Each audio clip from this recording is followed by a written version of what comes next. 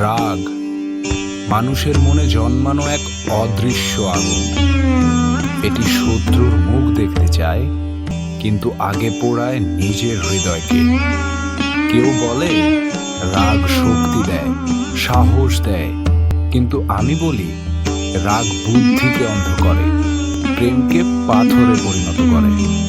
যখন রাগ আসে আমরা ভাবি আমরা জয় করছি, আসলে আমরা হারাচ্ছি শান্তি, সম্পর্ক, হাসি আর নিজের ভেতরের আলো। রাগ এক ক্ষণস্থায়ী মেঘ, কিন্তু তার বজ্রপাত ধ্বংস করতে পারে বছরের পর বছর ধরে গড়ে তোলা সম্পর্ক। তুমি কি রাগকে জয় করবে, নাকি রাগ তোমাকে? মনে রেখো, রাগ থামাতে শক্তি লাগে, এবং সেই শক্তি আসল সাহসিকতার পরিচয়।